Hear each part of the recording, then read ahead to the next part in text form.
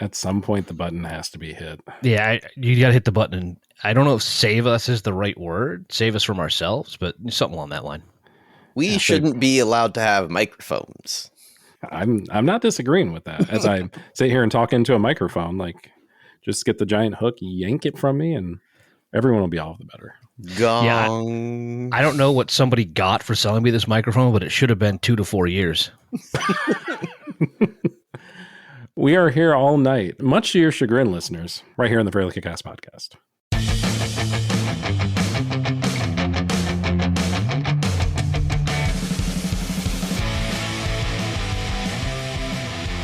Yeah. We're going to hit y'all with our individual tight fives here towards the end of the show. But before the comedy routines, we have some music business to attend to. That being our one song episodes that you know and hopefully love, where we take an entire artist's entire discography and we distill it down and find the one best track in that entire discography. Tonight's episode is about Led Zeppelin. Yeah. And looking at their catalog, and really, like, I want to say it's 9 albums. I should have done research before I started opening my mouth, but it's somewhere around right. there. That sounds right.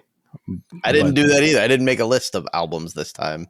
I did, and I still, like, I made a list and I still didn't count the number of them, like the easy part, and I missed it. 1, 2, 3, 4. Yep, 9. So 9 albums. Of course, the ones that are kind of seen as the classics being like Led Zeppelin's 1 through 4, their first 4 albums. And it is wild to think that like the years 63 to 71 gave us the entirety of the Beatles catalog and the meat of the Led Zeppelin catalog. Like, what an 8-year stretch to like be coming up as a music fan. No kidding. We missed that boat. Yeah, seriously. But yeah, still great stuff, even outside of those first 4 albums. As we look at our one song, I know I had several that that kind of caught my attention outside of those 4. Perhaps my one song also not on the first 4 albums, so I certainly don't want to really shit on any of those albums, with the exception of Presence. But the rest, perfectly lovely, wonderful. I'm curious what y'all think. As you listen through this, was there anything specifically that jumped out at you? Anything about albums, about overall sound, old catalog versus new catalog? Anything interesting from your journeys? Dan, I'll start with you. Well, I actually think it was interesting because I had never actually sat down and listened to a Led Zeppelin album front to back. Oh, there's never been a thing. Yeah. So I was, I was basically freebasing Zeppelin, listening to these things back to back to back. Again, probably not the best way to experience, obviously, because at a certain point when you listen to that many albums consecutively from the same artist, you may miss some things just in the form of repetitiveness. Like, you listen to the same band over and over again, things are going to start to blur a little bit. For sure. That's true, but I think more than most, that actually works in favor for Zeppelin. So I did the same thing.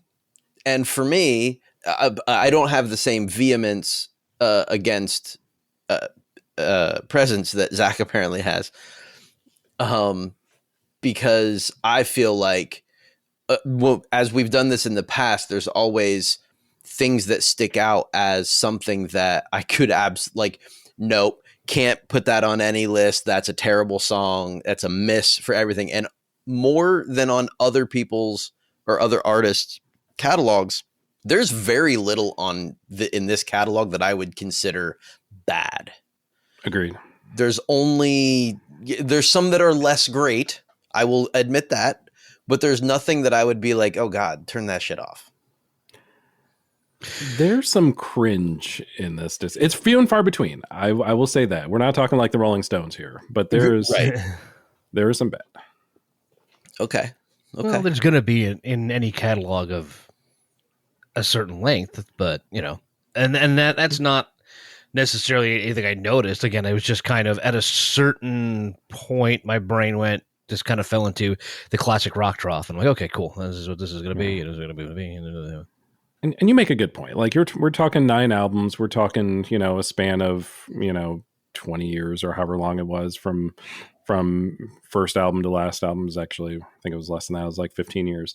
Yeah, they're not all going to be winners. And that's why Sure. as we, look at these, and even, I don't know if y'all ranked them. I went through and ranked, each of the tracks because there weren't really too terribly many. No. But even like, maybe the worst ones would be like, I would consider them bad songs, but that's maybe 5 tracks out of 75. So the rest are going to hold up, pretty well against other artists and other tracks. And obviously the top of that list is going to be incredible compared to anyone else, or just in a vacuum. Yeah. I mean, I, I may come at this from a different perspective because I grew up with, like, my dad was a huge fan of prog and glam and like the heavier stuff from the 60s and 70s and the arena rock and all that, like the Rush and Styx and Kiss. We listened to a lot of that. So Zeppelin being the more bluesy and accessible version of prog was something that I grew up with a lot. So listening to an album front to back is something I did all the time. So I feel like I have maybe a different perspective than you guys on this one, but it's also something in like the music genome that the stuff that I listen to now can be directly traced to Zeppelin. Like the stuff that I would consider my favorite stuff to listen to in 2025 can be directly linked to the stuff that they did in the 70s and 60s. The stuff that they did, or the stuff that was taken from other people? Got to put it in both. there. Sorry. Yeah, no, both. Actually, it's in my write-up too. Okay. It's both. Yeah, same. I didn't have anything about it, so I figured I'd throw it out there. Because I didn't look into it once I found my song. I was like, oh, so this might be just an absolute ripoff. I have no idea. I don't think so, but I have a list of those, but I didn't put the whole list in my write-up, obviously. But I do have a list of the things that for that reason I could not include as one of as their one song. I could not include it even in my honorable mentions if it was one that was either, let's call it borrowed, or an actual cover. They did that a lot too. Yeah. And those were excluded. I'm going to admit it for once. You did. I didn't do it. I did not do it. Go ahead. I never do it. This is the first time I admit that I didn't do it. So transparency is key, guys, in a podcast. For all you aspiring podcasters. Which is pretty good, because normally you wait for us to make fun of you for not doing it before you're like, yeah, okay, I didn't do it. Hang on, give me a second.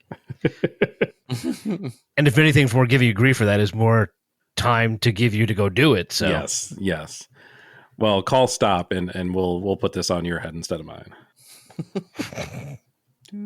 Yeah, just call stop and I'll. I know, I heard you. Okay. I deserve this. No, this is fair. No. And stop. This is like the bit with like the Parmesan cheese on top of like the mound of spaghetti. It's like all the way up here. Exactly. I am going to be up first here. Dan, no, that's not how the alphabet works. Jay is going to be second, and we're off to a great start here. Oh boy. I have a clock for you if that helps. Nothing helps me at this point, but yeah, let's do it. Let's go. All right. I'll go ahead and give you 2 minutes on the clock. Nice. And whenever you start is when it starts rolling. Sweet. So as y'all talked about, I'm going to divert a little bit from what I wrote, because you had mentioned some of Zeppelin's catalog being borrowed, as you refer to it, from other artists, and how those tracks kind of didn't hit your list or your honorable mentions because of that. And I may have done a different thing, because my one song in the Led Zeppelin catalog is in fact not a Led Zeppelin song. It was originally released over 40 years prior to its inclusion on Led Zeppelin 4, detailing the horrors of the Great Mississippi Flood of 1927. You already know what it is. And I'm comfortable with my choice, but much less comfortable than I was about 10 minutes ago. Mainly with our vaulted covers you didn't know were covers episode. Go check it out. It's only on Spotify right now, but you can still find it. Sometimes a cover becomes the gold standard of the song. In this case, and in most cases, for that to happen, a song has to be far and beyond better than its predecessor. And that's what we had here in When the Levee Breaks, because it is a phenomenal song and it is miles better than the original and deserves to be put on that additional pedestal. Nothing against Kansas Joe McCoy, nothing against Memphis Minnie, the original artists, but this track just absolutely slaps. Specifically, John Bonham slapping the drums like he's trying to get a free candy bar out of the vending machine. Specifically, John Paul Jones with the intoxicating, I think I used the word twice, but it fits, bass line throughout the song. Jimmy Page and Robert Plant's soulful croonings, and yes, one of them is crooning with a guitar, but it still counts. Layer in some harmonica, layer in some really cool echo and post-production effects, and you have a track that really, truly shines. Even though it's not an original track, it still, to me, is the best objective track in their entire catalog. Perfect. Nailed it. I nailed the time. I don't know that I nailed the track choice. But I mean, I would argue no, but only based on the thing that I said earlier. For sure. Is that they didn't write it. It's a fair argument. It really is. There's at least very little controversy surrounding them using that song because they gave Memphis Minnie credit. Yes. Like, it's not like they were sued for it. Or actually they might have been, because I think she wasn't the only songwriter. I don't remember it was like Kansas Joe McCoy or something like that. Exactly. And he didn't receive a writing credit, but whatever. That part I thought was weird too, because I saw the same thing and I figured that he was just a performer and Minnie had written the song and that was why she got the credit and he didn't, but I didn't delve into the particulars about it. Yeah, me either. And I honestly don't know the original song. I only know the Zeppelin version. I just, read into that when I was doing my lists. Yeah. No, it's a good song. I have no argument whatsoever to that. I can't really add anything either. I also had it on that short list of, I guess we'd call A tracks. Yeah. That I was looking to try to filter it and find my one. So I'm completely in agreement. Yeah. I know it's not as fun, but still. No. No, I will say I did listen to the original. It is more traditional, I guess, bluegrass, picking almost kind of track. And it was great too. It was just way different of a song. Like Zeppelin definitely made it into their own. So maybe not a better or worse thing, but certainly different than the source, which I at least appreciated that part. Sure. I've long said if you're gonna bother to cover a track, make it yours. For sure. Absolutely. Pretty sure we talked about that on at least one or multiple previous episodes. Yeah, probably. Totally. Yeah, and then if you're going to do that, you just make sure you credit the original artist where appropriate. Like that's the thing. If you didn't write it, you didn't write it. Okay. That's the so easy part. Rule 1 is make it your own. Rule 2 is don't get sued. Yeah. Right. Don't make it so your own that you like. It's not legally yours. Yeah. Exactly. Yeah. Give credit where credit's due. It's not hard. Yep. Not at all. Jay, I'm going to assume that your one song deserves a lot of credit. I think so. Who's got the clock for me? I still have it up if you want to use it. Sure. Yeah, go for it. The same rules apply. When you start speaking, the clock starts rolling. All right. Go ahead. If you were to ask most people, I think, what the greatest Led Zeppelin song is, you'll probably hear some pretty familiar answers like Stairway or Kashmir or Whole Lotta Love. And while those tracks ruled the radio, dominated arenas, and cemented them as rock royalty, for me, the crown jewel of their catalog isn't the most played, most covered, or most obvious. It's No Quarter. So on Houses of the Holy from 1973, No Quarter is a masterpiece of mood and precision. John Paul Jones has this haunting electric piano that has almost aquatic atmosphere. It's drenched in pitch shifted effects that were absolutely groundbreaking at the time. Jimmy Page's guitar is restrained, but it is sharp. Bonham's drumming is controlled, deliberate, and it holds up the weight of the whole song. And it's technical without being showy and complex without being cold. Like you get that from other prog bands like Rush and whatever. Like it's cold. His is not. What really sets No Quarter apart is its willingness to live in tension. It's not built for a quick radio hook. It's built for immersion. This is Led Zeppelin exploring sonic space, not just filling it. It has an adventurous spirit that has inspired countless artists to embrace atmosphere and texture in rock music. You can hear its DNA in Pink Floyd's Wish You Were Here era, in Tool's sprawling epics, and even in like Opeth's progressive metal ballads. Bands like Soundgarden and Alice in Chains also draw from its depth. While Stairway may be the anthem and Kashmir the epic, No Quarter is the soul. Mysterious, untamed, timeless, and it's proof that their greatest strength wasn't just power, but the ability to conjure an entire world in a single song. And in their world, few songs come close. That's all I got. I want to say two things about that. First and foremost, No Quarter is absolutely one of the best Led Zeppelin songs. I had it on. It's number 5 on my overall list. And number 2, that was one of, if not the best one-song presentation I've ever heard in my life. Oh, thank you. That was super, super on point. The influence of different bands and talking about the particulars of the song. Like, I was sitting here like re-ranking my list. Like, yeah, of course this is number 1. Listen to this man. I do have a particular passion for that song. So like I went into this thinking that was going to be my number 1. And then as I listened through everything, it solidified it. Like just that's it. And outside of those first 4 albums, as you pointed earlier. Right. It's interesting because that sort of kind of really depends on the artist, how that works. Whether you just know coming in, you're like, I already know what I would call number 1, and I'm just looking for reasons to make it that way, or as if it's like I came into this one completely. The only thing I was like, okay, I can't do Stairway. That's really the only thing I know going in. Agreed. Right. Spoiler alert, it's not Stairway.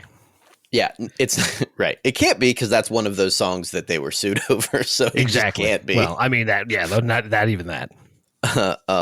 Yeah. Well, Dan, if you want to hit us with what it is, I've got a timer ready for you. Yeah, I got one myself here. I'm good to go. Launch in whenever you're ready, my friend. Alrighty. Well, lads, we've done a ton of these with a wide variety of artists. And if you don't believe me, you should scroll backwards in your podcast player of choice to see how many one songs we've already done.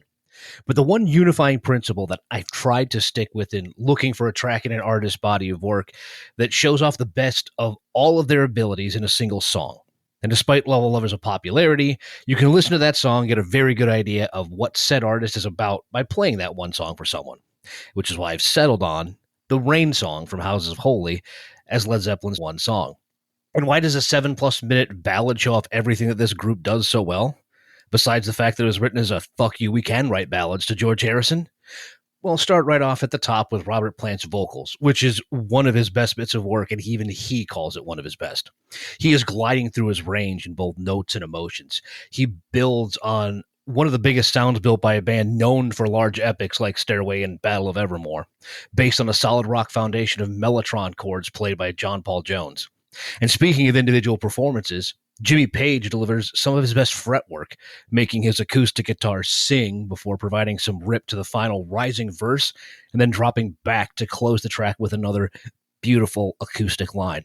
It's so good John Bonham doesn't even have to come in until halfway through the song to provide that final bit of cavernous sound to complete the auditory storm front that moves in on the back end of the track. It's a piece where everyone and everything is the toppest of top notch. And while, again, not their most successful or most popular, it's the perfect example of why Led Zeppelin are remembered as the rock gods that they are, and is therefore the perfect fit as my one song for them. Thought I was going to need to roll way too fast there. I mean, you got more time if you want to vamp. What am I going to do with 8 seconds? By my timer, you had 22 seconds when I just hit pause just now. So either my browser is fast or your browser is slow. Yes. But yeah, sorry, it's collecting my train of thought here, trying to see where I had that on my list. Apparently lower than I should have had it. Yet another one not on those top 4 as well. Yeah, it's I have it at number 5. Like it's 5th on my list. So nice. Well, like we said before, you're not going to really. There are another artists there. Yeah, you're not going to come up with a wrong answer unless your answer was hats off to Roy Harper. Then you found the wrong answer. But I didn't think we were going to find that. Yeah. I would also include Moby Dick in that. But okay, Those two were the wrong answer, and that's about it. They were in my bottom 10. Hats Off to Roy Harper was my number 75 of 75, so I'm with you there. Where'd you have the Cunge? Or Crunge, excuse me. 59. The Cunge. The Cunge is probably more accurate, honestly. I probably just said something horribly offensive, but not even trying. It's an Australian slur. That's what I'm worried about now as I go to Google that. Without a doubt. Or we'll mention a couple other tracks. Like I said, I apparently have completely missed the boat on Rain Song, so I'm immediately going to go back and listen to that, and we'll probably be putting it into the top 10 retroactively, where it almost certainly belongs, based on your very, very good workup on that, Dan. Just a couple of other honorable mentions. Some of the ones that are more popular, Stairway, you already mentioned it. It's going to be an honorable mention. Fool in the Rain is fun. Thank You is the soft, tender ballad, and I'm me, so I'm always going to love that. I'm going to try it. Bronner Iyer? Yep. Yes, let's go. That's enough. Bronner Iyer from Physical Graffiti, I believe, is the instrumental song. Bronner Iyer Stomp is not instrumental, and that's also fun, but the instrumental, I think, was a little bit better. And then on the bottom, you mentioned Roy Harper. Custard Pie is dumb as shit. And the one that I actually thought was going to be my number one, which ended up as number 73, was Tangerine, which is my favorite Led Zeppelin song. But upon listening to it with a more discerning ear, song is kind of trash. Yeah. Bad vocals. I like it, but yeah. Oh, I love it. It's just terrible. It was on my short list. I don't know. Jay, what else was on your short list? Oh man. Okay, so I also made a top 10, including No Quarter. That's the number one. Yeah. But my number 2 was Kashmir for a lot of the same reasons as No Quarter.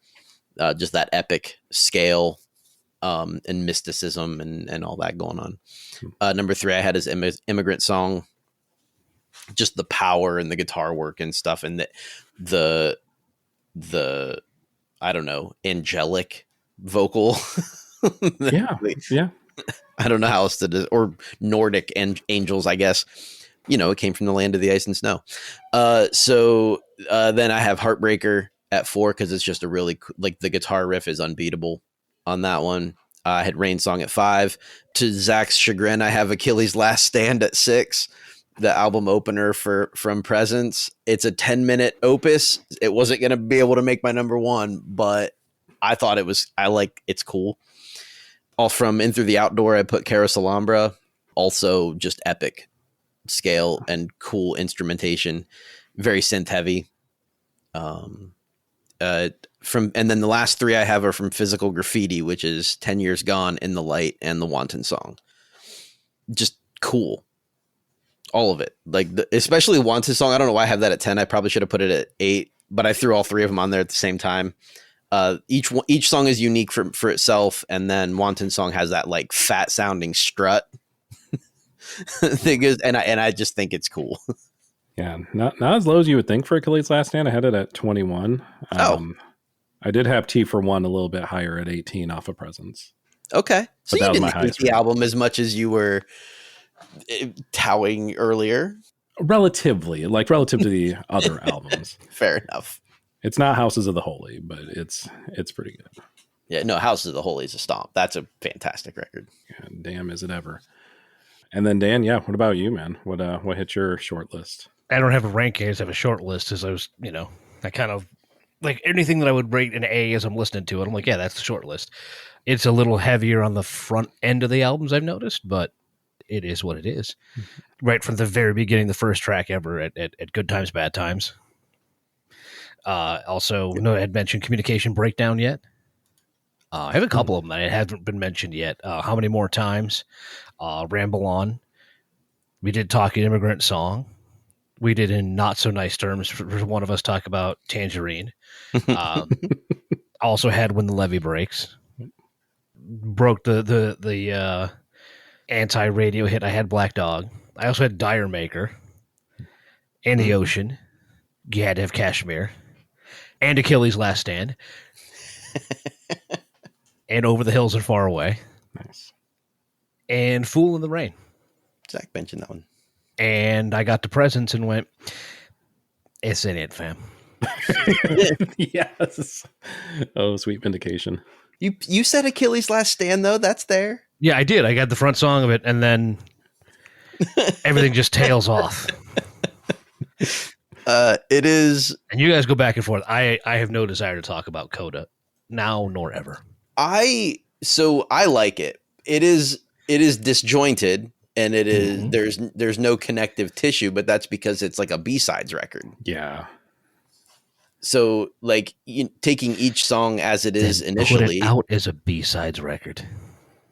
I mean, they kind of did. That's how it was billed. It's the stuff that they didn't release earlier. They just wanted to put the rest of their stuff out after Bonham died. With Coda, I only included the 2 original tracks. I didn't include any of the like covers or B-sides. So, hey, Right. What can I do? Which I didn't realize that only came out on Coda. That was interesting. Mm-hmm. And then Bonzo's Montreux, which guess is awesome. Yeah. It's just like a lot of drums. It is, but there's that weird, there's the weird synth stuff going on behind it. And the little bit of vocals that are there are like, I don't know. It's off the wall. It's different. Yeah. I understand why I didn't make any other record. Yeah. Fairly so. It's impressive, but I would not put it as like one of my favorite tracks for sure.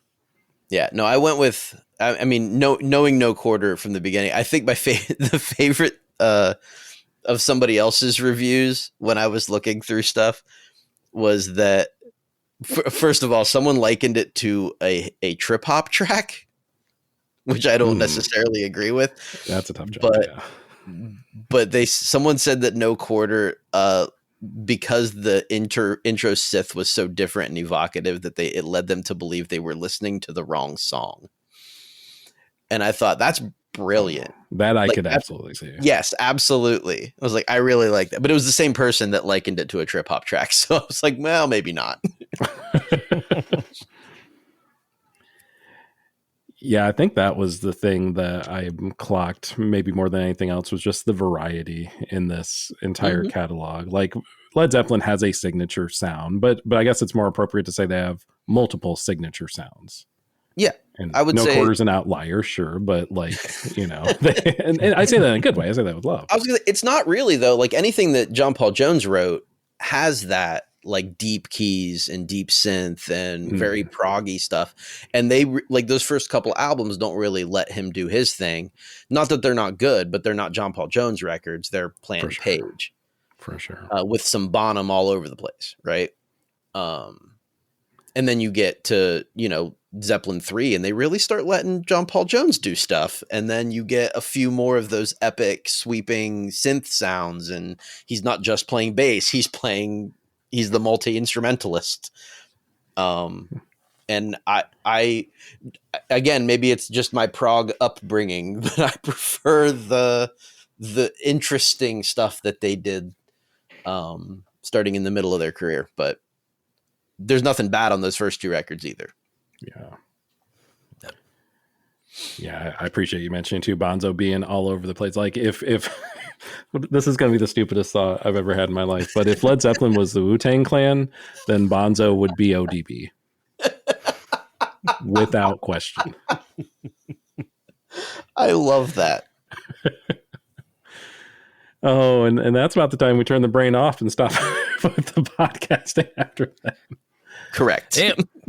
Time to hit the old dusty trail. Well, if you want more of our feedback on which Led Zeppelin band members would be which Wu-Tang Clan members, we will give that to you. If you ask us on social media, we will rank the other 3 in terms of Wu-Tang Clan members. Yeah, I'm gonna let y'all write that post. But I choose to be completely agnostic on the subject. But that's the deal, listeners. Only if you hit us on Blue Sky, Instagram, Threads, or TikTok, those are the only ways you're going to get the Led Zeppelin Wu-Tang collab that no one wanted. You can also email us if you prefer that. We'll extend this offer to email, fairlykickass@gmail.com. There are still supplies. They're very limited. Batteries are not included. fairlykickass.com if you want to check out all the playlists, all the things. we're going to have stuff there and also things at a point to be determined in the future. So be on the lookout for that. And of course, get this podcast wherever you get any and every of your other podcasts. You can also get this podcast there. Just search for Fairly KickAss.